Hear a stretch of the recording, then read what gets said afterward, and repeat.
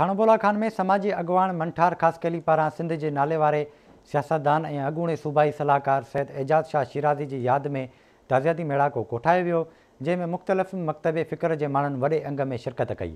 वधीक तफ़सीलनि लाइ पेश आहे शहबाज़ उमराणी की हीअ रिपोर्ट।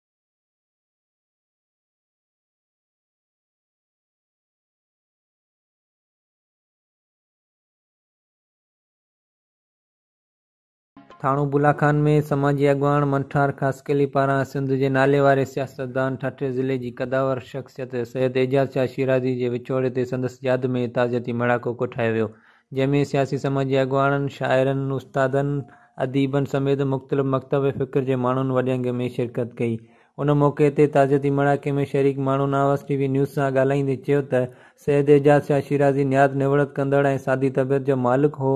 हू हिकु बहितरीन सियासतदान हो। साईं एजाज शाह शिराज़ी ठठे ऐं सिजावल जे माण्हुनि जे दिलनि ते राज कंदड़ शख़्सियत हो। हू असां खां विछड़ी वियो आहे ऐं हुनजी कमी पूरी नथी थी सघे। एजाज शाह शिराज़ी मरहूम माण्हुनि जी ख़िदमत कई आहे, तारीख़ी ख़िदमत कई आहे ठठे सिजावल जे माण्हुनि जी। असां कोहिस्तान वासी उनखे चङे नमूने यादि कयूं था। आवाम जो तर्जुमान सियासी अगवान हो। हू हिकु सोशल ऐं पॉलिटिकल मोबिलाइज़र हो। हू हारियुनि पोरियतनि जे हक़नि जी हासिलात लाइ हर अवल दस्ते जो किरदारु अदा कंदो हो। हू असेंबलीअ में हमेशह लाड़ पट्टी साहिली इलाइक़े जे मिसकिन माहीगीरनि ऐं पोरियतनि जे हवाले सां आवाज़ु छाड़ींदो हो। साईं जूं ख़िदमतूं, साईं जा कम, साईं जूं मोहबतूं उहे कंहिंखां लिकियल छुपियल न आहिनि। त हिन में असांखे हिकिड़ो इहो सबक़ु मिले थो त तारीख़ हमेशह उन्हनि माण्हुनि खे यादि रखे थी जेके पंहिंजी ज़िंदगी अवाम जे लाइ वक़्फ़ करे छॾीनि था, जिन जो उथणु वेहणु मरणु जीअणु इन ग़रीब अवाम सां आहे। हुयो सिंध जो सचपच बबर शेर शिराज़ी, हलियो अॼु असां खां माण्हू मोर शिराज़ी। हुयो जेको हीननि जो हमदर्द हमेशह रखियो कोन कंहिंसां कॾहिं वेर शिराज़ी। हुयो सिंध जो सचपच बबर शेर शिराज़ी।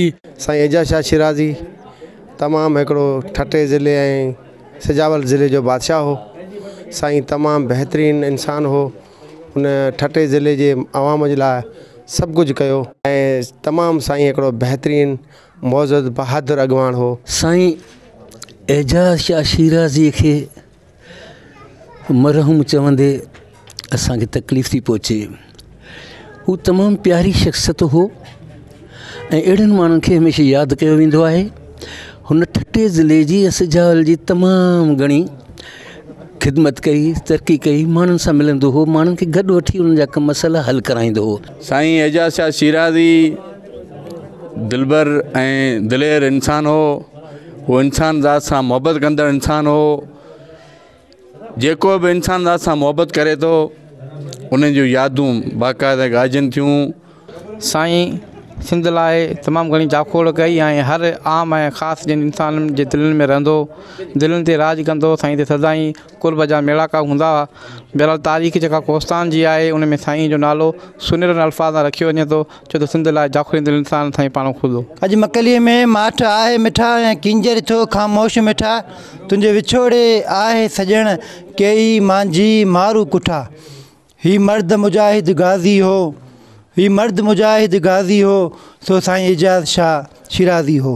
तव्हां ताज़ियती मेड़ाके में शरीक माण्हुनि जा वीचार ॿुधा। हुननि जो चवणु आहे त सैयद एजाज शाह शिराज़ी जे विछोड़े ते ठठे जी सियासत में हिकु वॾो ख़ाल पैदा थी वियो आहे जेको कॾहिं बि भरिजी न सघंदो।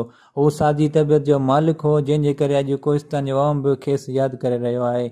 शहबाज़ उमराणी, आवाज़ टीवी न्यूज़, थाणोबोला खान।